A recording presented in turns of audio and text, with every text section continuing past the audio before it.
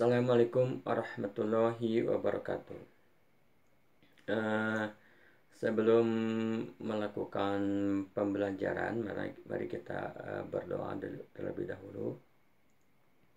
Meskipun pembelajaran ini kita laksanakan eh, eh, jarak jauh atau secara online, tapi kita harus tetap bersyukur karena atas karunia dan rahmatnya kita masih bisa bertemu dan melakukan pembelajaran. Oke, kita mulai saja pembelajarannya. Pada pertemuan pertama kita sudah belajar tentang perdagangan internasional. Oke, Bapak ulas sebentar ya. Yang dikatakan perdagangan internasional itu adalah perdagangan yang dilakukan oleh dua negara atas dasar saling percaya dan saling menguntungkan tentunya. Itu adalah teorinya. Terus yang kedua, kalian sudah belajar tentang ekonomi kreatif. Nah, pada pertemuan kali ini yang akan Bapak bahas tentang teori perdagangan internasional. Teorinya itu cuma ada dua. Yang pertama, teori keunggulan mutlak yang dikemukakan oleh Adam Smith. Terus teori yang kedua adalah teori komparatif. Teori komparatif ini dikemukakan oleh David Ricardo. Nah, oke. Sekarang kita bahas satu-satu. Nah, apa sih yang disebut dengan teori keunggulan mutlak? Atau dalam bahasa asingnya adalah theory of absolutely advantage. Nah, yang dikemukakan oleh Adam Smith. Nah, dalam teori ini dikemukakan suatu negara memiliki keunggulan mutlak apabila negara tersebut mampu menghasilkan barang atau jasa yang tidak dapat diproduksi oleh negara lain. Nah, kita ambil ke contoh ya supaya lebih mudah. Misalkan gini, Jepang sama Indonesia. Nah, Jepang sudah mampu menghasilkan atau memproduksi kendaraan, misalkan mobil, tetapi Indonesia tidak.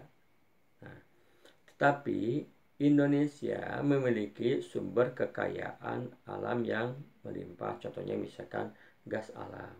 Nah, maka Jepang dikatakan memiliki keunggulan mutlak atas Indonesia dalam hal memproduksi kendaraan, spesifikasinya adalah mobil. Nah, karena Indonesia belum bisa menghasilkan atau memproduksi mobil. Sebaliknya, Indonesia memiliki keunggulan mutlak atas Jepang karena memiliki sumber daya alam yang melimpah, dalam hal ini adalah gas bumi. Nah, itulah sekilas tentang teori keunggulan mutlak. Jadi di sini Adam Smith mengemukakan ide tentang pembagian kerja internasional secara spesialisasi. Nah, jadi spesialisasi internasional ini dapat memberikan hasil berupa manfaat nantinya atau gain from trade atau dalam istilah bahasa Indonesia adalah kenaikan produksi dan konsumsi atas barang atau jasa. Nah, jadi spesialisasi perdagangan internasional ini membuat setiap negara akan menekankan produksi barang atau jasa yang memiliki keunggulan. Di mana dalam teori keunggulan mutlak ini, keunggulannya ada dua, yaitu adalah keunggulan alamiah, yang selanjutnya adalah keunggulan yang dikembangkan. Oke, apa itu keunggulan alamiah? Jadi keunggulan alamiah itu adalah eh, adalah keunggulan yang dimiliki karena memiliki sumber daya yang dimiliki oleh suatu negara dan tidak dimiliki oleh negara lain. Nah, itu adalah keunggulan alamiah.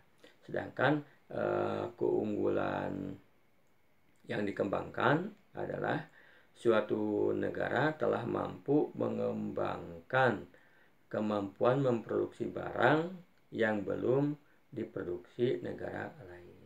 Jadi seperti tadi, Indonesia berarti memiliki keunggulan yang alamiah karena memiliki sumber daya alam yang melimpah. Sedangkan Jepang memiliki keunggulan yang dikembangkan karena sudah mampu mengembangkan atau memproduksi kendaraan dalam bentuk ini adalah mobil. Nah, itulah penjelasan tentang teori keunggulan mutlak. Nah, sekarang kita masuk ke teori yang kedua yang dikemukakan oleh David Ricardo. Dalam teorinya disebut keunggulan komparatif. Atau dalam bahasa asingnya adalah Theory of Comparative Advantage. Nah, apa sih yang disebut dengan teori keunggulan komparatif? Nah, sebetulnya teori ini merupakan kritikan terhadap teori yang dikemukakan oleh Adam Smith tentang teori absolut. Katanya, kata teori ini, teori keunggulan absolut ini hanya bisa dilakukan pada perdagangan di dalam negeri. Tetapi dalam perdagangan internasional, teori ini tidak bisa dilakukan. Jadi teori komparatif ini adalah suatu teori yang menyatakan suatu negara dapat memproduksi barang atau jasa dengan efisien dan lebih murah dibandingkan dengan negara lain. Nah, di dalam teori ini setiap negara akan melakukan spesialisasi dan mengekspor barang yang memiliki keunggulan komparatif. Nah, contoh misalkan, supaya lebih gampang kita contohkan, misalkan Indonesia sama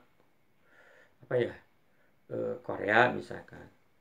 Indonesia mampu menghasilkan atau mampu memproduksi misalkan komputer. Sama Korea juga mampu menghasilkan komputer. Tetapi Korea misalkan mampu memproduksi komputer dengan harga yang lebih murah. Sedangkan Indonesia tidak mampu menghasilkan komputer yang murah dan biayanya cukup tinggi. Nah, maka Korea bisa dikatakan memiliki keunggulan komparatif atas Indonesia karena mampu menghasilkan komputer dengan harga produksi yang lebih murah. Nah, itu adalah jadi Indonesia lebih baik mengimpor barang berupa komputer dari Korea daripada memproduksinya sendiri. Nah, itulah disebut dengan keunggulan komparatif. Jadi diukur dari ongkos real. Nah, menurut teori ini mungkin saja dua negara memiliki keunggulan mutlak, tetapi belum tentu memiliki keunggulan yang komparatif.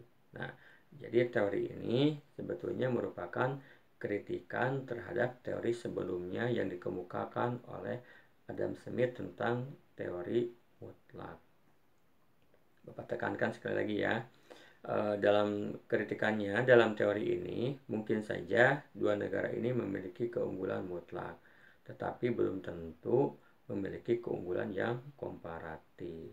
Contohnya misalkan negara ini mampu menghasilkan misalkan minyak bumi, negara B juga mampu menghasilkan minyak bumi, tetapi negara A dan B belum tentu memiliki keunggulan komparatif atau mampu menghasilkan barang yang lebih murah karena biaya produksi. Nah, itu. Jadi Bapak sudah jelaskan ya apa itu ekonomi teori ekonomi perdagangan internasional, teori keunggulan mutlak, apa itu teori keunggulan komparatif. Nah, sebetulnya Indonesia ini memiliki banyak keunggulan. Nah, tentunya keunggulan ekonomi ya. Jadi Indonesia ini berpeluang dalam kemajuan di bidang perdagangan internasional. Nah, misalkan Indonesia kan kaya akan sumber daya alam yang melimpah. Ini bisa dijadikan sumber atau modal dalam melakukan perdagangan internasional. Nantinya akan menghasilkan menjadi salah satu sumber pendapatan dalam bentuk devisa. Contoh misalkan Indonesia kan kaya akan sawit, yang kedua karet, kopi, beras, kakao, cengkeh, rempah, timah, batu bara, emas, tembaga, biji besi, tekstil, kertas, dan lain sebagainya. Nah, sumber daya alam ini sebetulnya bisa dijadikan sebagai modal atau kemajuan di bidang perdagangan internasional. Kita bisa melakukan kegiatan ekspor akan barang tersebut. Nah, itu adalah dua teori tentang perdagangan internasional. Nah, sekian dari Bapak tentang teori perdagangan internasional. Oh, kita tambahkan sedikit ya. Perdagangan internasional ini juga dapat memberikan dampak. Tentu kalau yang namanya dampak, ada dampak positif, ada juga dampak negatif. Yang pertama, kita bahas dulu tentang dampak positifnya ya. Dampak positif yang pertama adalah semakin erat hubungan antar negara. Otomatis ketika kita melakukan perdagangan internasional dengan negara lain, maka hubungan kita akan menjadi semakin dekat. Yang kedua adalah meningkatnya ilmu pengetahuan dan teknologi. Untuk bersaing dengan negara lain dalam hal memproduksi barang, maka kita dituntut untuk harus selalu mengembangkan ilmu pengetahuan dan teknologi supaya bisa menghasilkan barang yang berkualitas dengan harga yang lebih murah supaya laku gitu ya barangnya. Yang ketiga, mendorong negara melakukan spesialisasi dan efisiensi. Ya tadi sudah Bapak jelaskan ya dalam teori keunggulan komparatif. Yang keempat, kegiatan produksi menjadi meningkat secara kualitas maupun kuantitas. Nah, kalau kualitas itu mutu, kalau kuantitas itu adalah jumlah. Jadi dengan adanya perdagangan internasional, maka kegiatan produksi pasti akan meningkat secara kualitas dan kuantitas. Yang kelima, menambah devisa. Jadi semakin banyak mengekspor, maka semakin besar devisa yang didapatkan oleh negara tersebut. Yang keberapa ya? Keenam itu adalah mempercepat pertumbuhan ekonomi. Jadi ketika perdagangan internasional ini meningkat, misalkan dalam suatu barang, maka banyak produksi yang dilakukan oleh perusahaan-perusahaan. Maka ini akan mempercepat pertumbuhan ekonomi. Yang ketujuh, membuka lapangan pekerjaan. Dengan dibukanya usaha yang barang-barangnya nanti akan diekspor, maka membuka lapangan pekerjaan bagi masyarakat.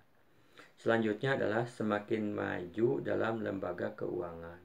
Karena perdagangan internasional ini kan melibatkan lembaga keuangan. Jadi lembaga keuangan semakin maju dan semakin berkembang. Yang terakhir adalah memenuhi kebutuhan barang dan jasa yang tidak dapat dihasilkan di dalam negeri. Itu dampak positifnya. Sedangkan dampak negatifnya adalah yang pertama adalah penyempitan pasar akibat barang impor. Jadi karena banyaknya barang-barang impor yang masuk, maka pasar produk dalam negeri kita menjadi berkurang. Yang selanjutnya adalah naik turunnya falas. Ya. Bapak percepat lagi, pelarian modal ke luar negeri. Misalkan karena di luar negeri usahanya sangat menjanjikan, maka para pengusaha Indonesia melarikan modalnya dari Indonesia ke luar negeri. Yang keempat adalah hancur industri dalam negeri karena tidak mampu bersaing. Nah, apabila banyak barang impor masuk, terus para pengusaha Indonesia ini tidak mampu bersaing, maka perusahaan tersebut nanti akan bangkrut. Yang selanjutnya yang kelima, pengangguran bertambah.